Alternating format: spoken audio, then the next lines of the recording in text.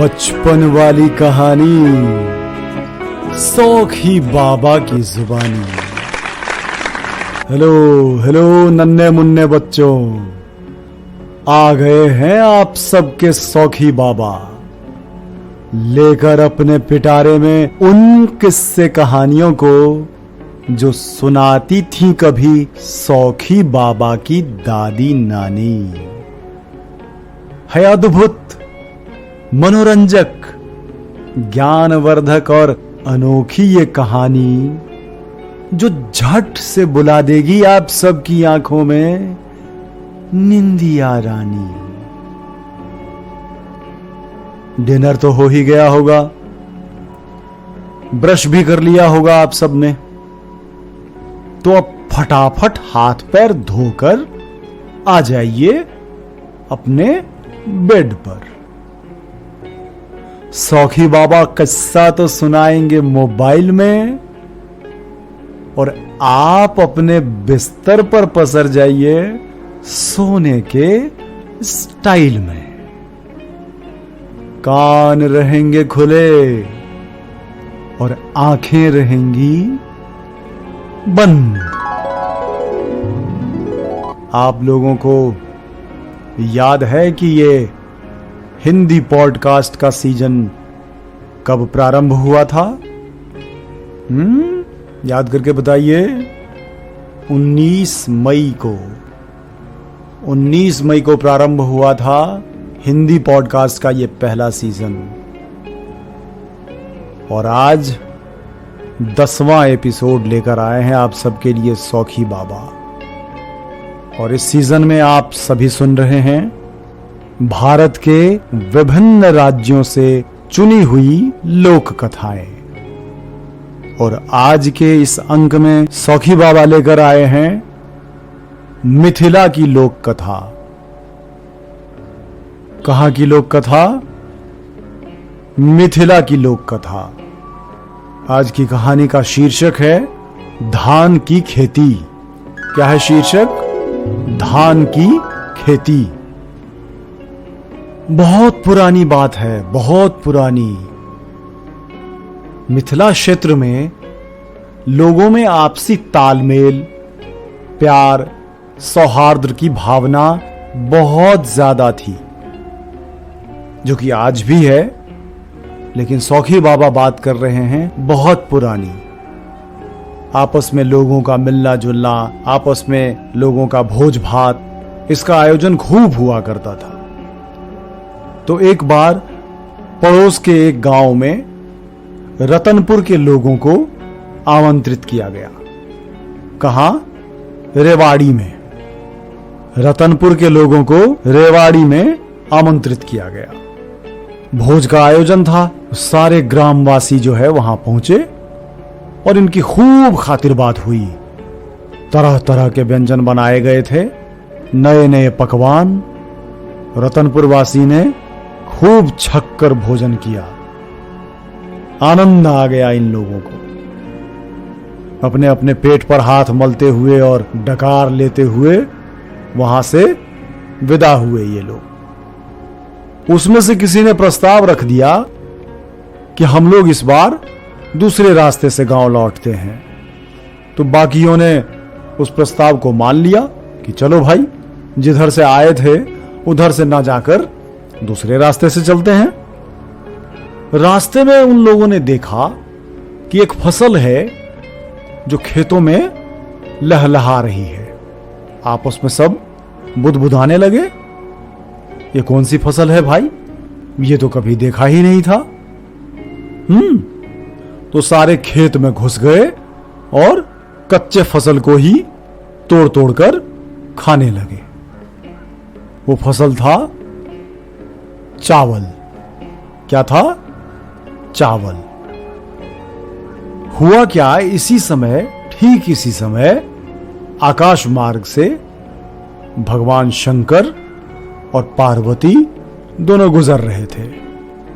पार्वती की नजर जैसे ही नीचे पड़ी तो उन्होंने देखा कि ये लोग तो अभी अभी भोज खाकर लौटे हैं, भरपेट खाए हैं, ऊपर से ये लोग कच्चा चावल खाए जा रहे हैं। तो उन्होंने भगवान शंकर का ध्यान आकृष्ट कराना चाहा मतलब खींचना चाहा नीचे घट रही घटनाओं की ओर। भगवान शंकर तो हमेशा ध्यानमग्न रहते हैं। पहली बार में उन्होंने ध्यान नहीं दिया, तो पार्वती जी ने फिर से कहा कि आप जरा नीचे देखिए, नीचे का नजारा। ये सारे मिथिला के जो लोग हैं अभी अभी भोज खाकर लौटे हैं। अच्छा बच्चों, मिथिला के लोग अभी भी खूब भोज खाते हैं, भोज करते भी हैं और भोज खाते भी हैं। उनको बड़ा आनंद आता है भोज खाने में और भोज खिलाने में। तो महादेव ने जब आंखें खोली और देखा तो मुस्कुराए और पार्वती से कहा, ये सभी भोले लोग हैं, आप क्या चाहती हैं मुझसे? अगर ये खा रहे हैं कच्चे चावल को तो इन्हें खाने दीजिए। तो पार्वती ने कहा, लेकिन इससे तो उनका नुकसान हो रहा है जिन्होंने ये फसल उगाए हैं, ये तो कच्चा चावल ही खा रहे हैं। सो नहीं तो कुछ उपाय कीजिए, कुछ उपाय कीजिए प्रभु। भगवान शंकर फिर से मुस्कुराए और अपना हाथ उठाकर उन्होंने धरती की ओर ऐसे इशारा किया। प्यारे बच्चों, कहा जाता है कि उस दिन के बाद से ही सभी चावल में छिलका होने लगा। क्या होने लगा? छिलका। चावल का जो कवर होता है उसको बोलते हैं छिलका। जैसे केले का भी कवर होता है तो बोलते हैं केले का छिलका, उसी तरह चावल का भी छिलका होने लगा, जिसको धान का नाम दिया गया। तो जो चावल कच्चा खा रहे थे मिथिला के लोग, उनको उसी समय वो सारे चावल धान में बदले हुए दिखे, जिसे वे खा नहीं सके और वहां से सब लौट गए। और कहा जाता है कि उस दिन के बाद से ही धान की खेती होने लगी, मिथिला में भी और उसके आसपास के इलाके में भी। और वहां से फिर धान की खेती चारों दिशाओं में फैल गई। अब चूंकि ये सारी लोक कथाएं हैं, लोक कथाओं का संग्रह है पहला सीजन हिंदी पॉडकास्ट का, तो आप सभी नन्हे मुन्ने बच्चों से सौखी बाबा गुजारिश करते हैं कि अलग अलग कहानियों में अलग अलग घटनाएं घटी हैं, अलग अलग दिलचस्प बातें हुई हैं। आप सबको इन कहानियों को सिर्फ और सिर्फ मनोरंजन के तौर पर लेना है, क्योंकि ये लोक कथाएं हैं। These are folk tales. जो सदियों से चली आ रही कथाएं होती हैं उसको लोक कथा कहते हैं हम।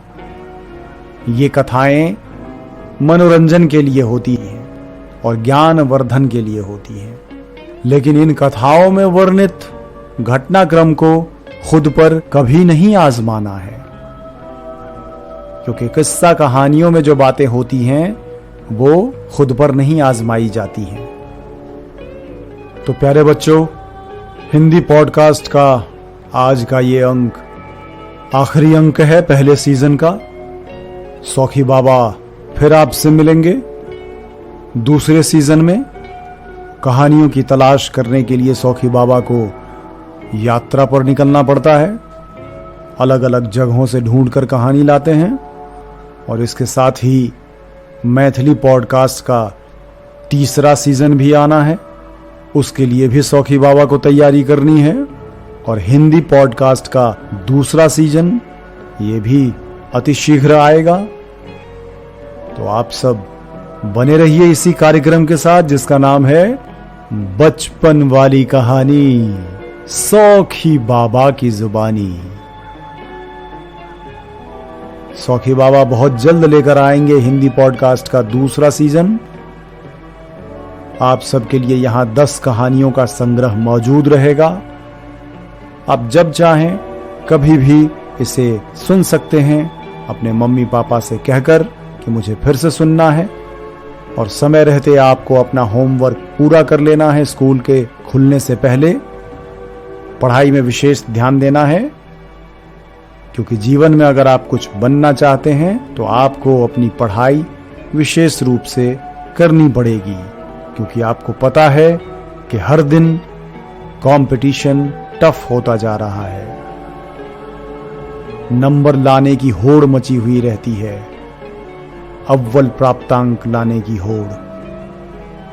ध्यान रहे, मार्क्स ज्यादा लाने की होड़ में आपको नहीं पढ़ना है, आपको सिर्फ और सिर्फ टेक्स्ट को समझना है, क्योंकि आगे चलकर ये टेक्स्ट ही आपके काम आएंगे। तो आपकी पढ़ाई खूब अच्छे ढंग से, खूब गहराई से होनी चाहिए। ठीक है, तो सौखी बाबा को दीजिए इजाजत। मिलेंगे आप सबसे दूसरे सीजन में अतिशीघ्र, और मैथिली वाले पॉडकास्ट के सीजन में, जो होगा तीसरा सीजन, वो भी आएगा बहुत जल्द। अपना ख्याल रखिएगा। शुभ रात्रि।